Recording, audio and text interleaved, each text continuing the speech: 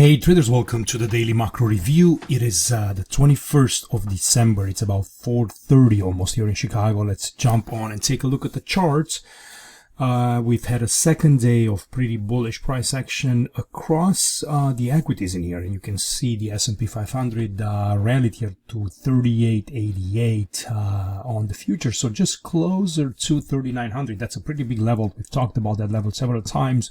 39 to 3925. You can see there's going to be a big band of resistance as we're approaching those levels right there. So that's kind of what we're going to be watching, but we'll go through these in a little bit more detail. You can see also a pretty bullish price action from the Dow 30, as well as it's pushing up here towards 33,435. Similar in the Nasdaq. Gold stopped a little bit today, was not able to make a new high. Silver did make a new high, but just briefly, and then reversed. On the note side, a little bit of let's say bullish price action in bonds, just a slight drop in yields, but nothing really significant. And the euro and the dollar continue to kind of stay flat up into these highs. Oil had a little bit more of a bullish move. So this is just a quick glance at the daily time frames on the candlesticks to try to see if there's anything that we can read from these markets. I mean, at least from what I'm seeing in the Nasdaq in here, I think there's probably going to be at least a day or two of continued strength, maybe back towards this resistance line at about 11,500. You could see basically the Dow Jones actually stopped right there, but it's probably going to try to climb through it. We'll see kind of how that looks, but definitely a little bit of Christmas rally in here as we're coming into Friday and to Thursday and Friday. I think markets are going to be closed on Monday. But yeah, tomorrow and Friday, we still have trading. Most of the traders are leaving, probably low liquidity.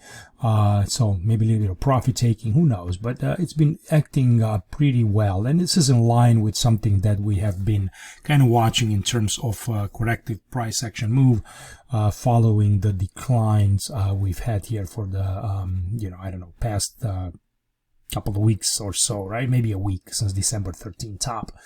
All right, so let's take a look here. I'm going to go up here on my mix, and we'll take a look at the S&P 500. This is kind of what we're watching.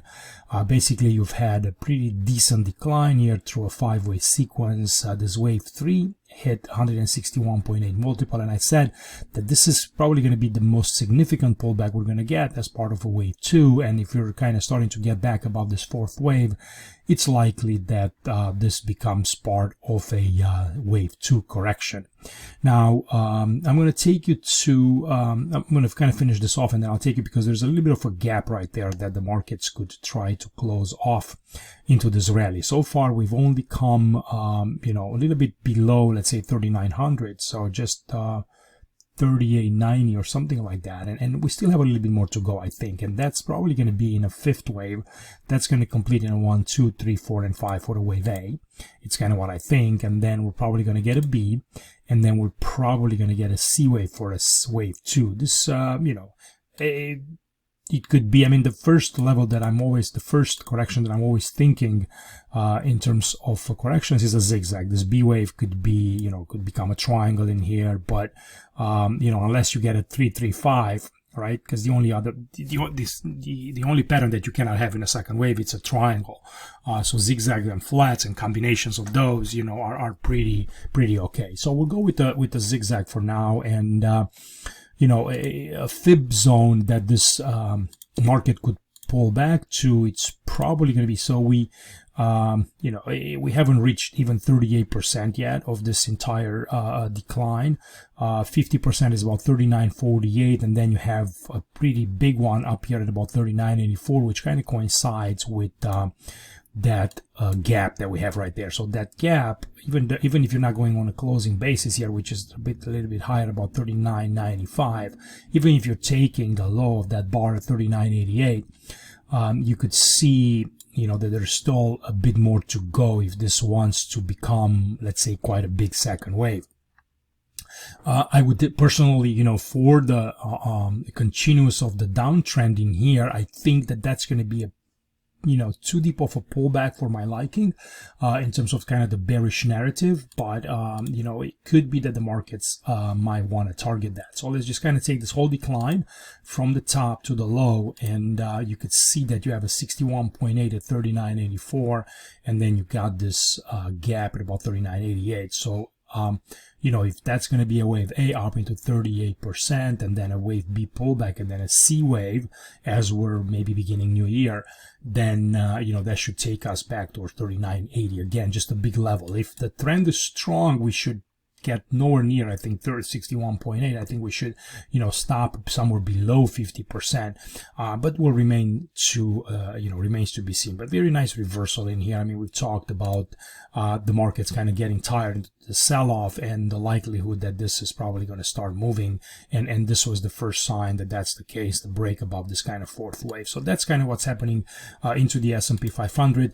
I cannot help but to judge a little bit, anything on the bullish narrative side, that this could be or at least that's kind of what the bulls would like to see, where this is a wave 1 to a leading diagonal, and then you get an A flat in an ABC, a flat in wave 2 with a drop into the 50%, and then from here on out you're actually starting to rally. And again, this whole move was a big ABC, and that's your 1-2, and then you're beginning the next move upwards. Now, if we are breaking above this level 4100, I think that there is something there to that, and then we'll deal with it once that happens. But for right now, I think it's you're still in a pretty big lower low and kind of lower high type of a market, which is a downtrend.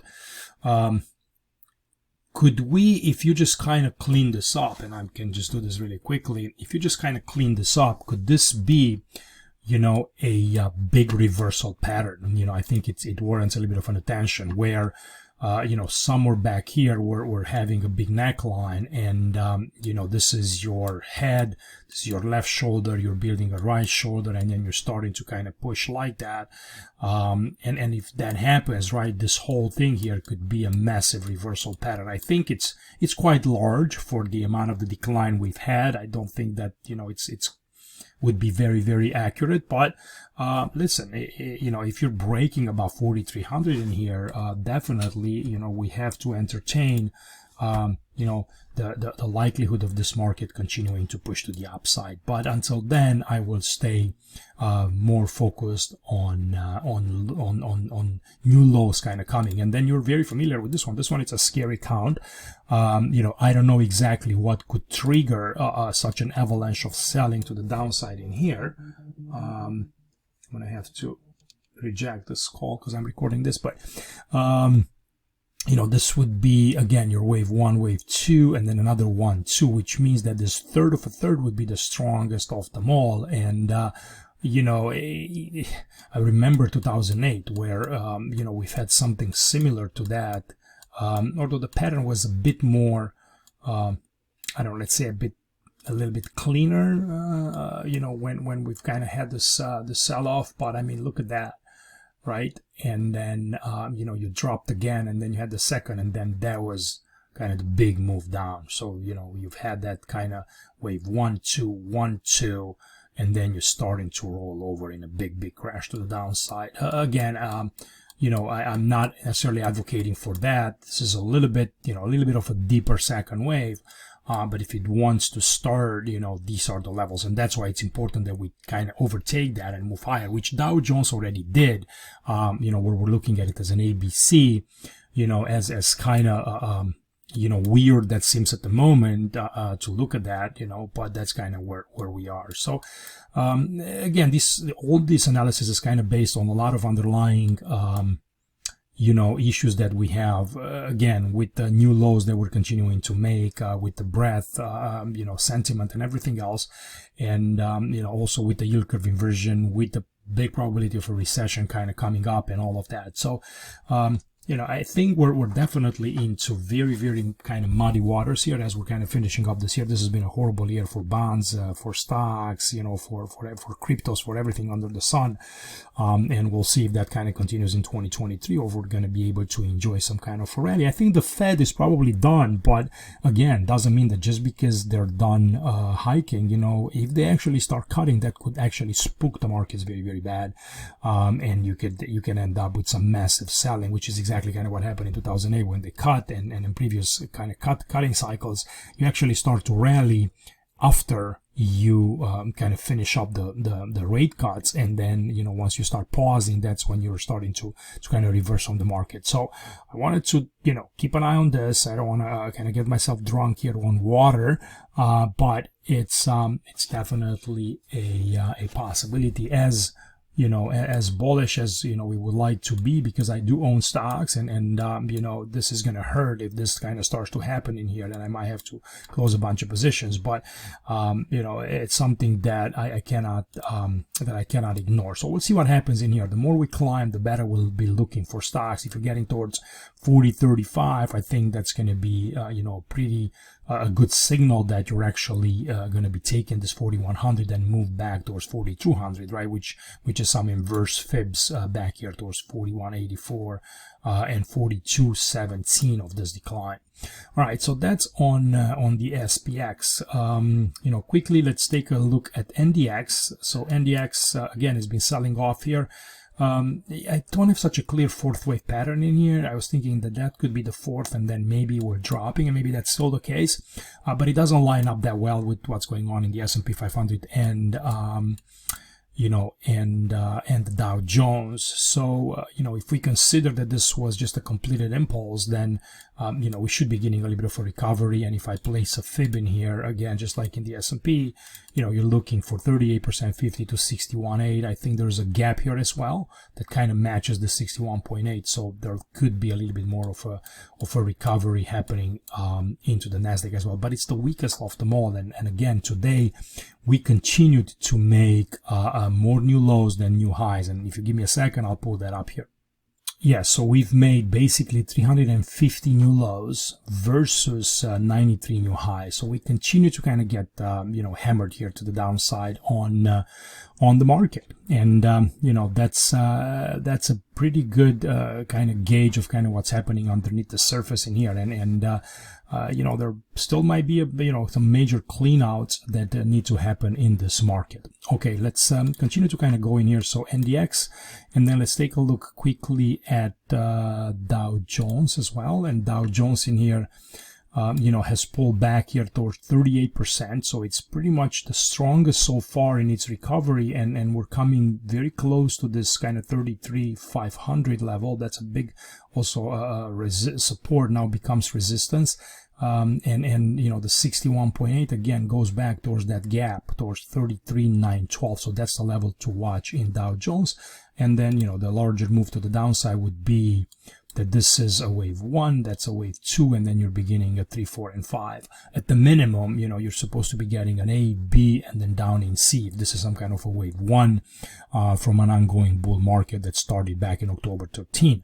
So to me, this is still a very kind of small pullback. And again, an insufficient pullback. And again, if you want to look at it as an A, B, down in C for a flat, I still think that even under those circumstances, it's a very small, it's a very small pullback, and you're supposed to kind of extend that a little bit more as a correction as well.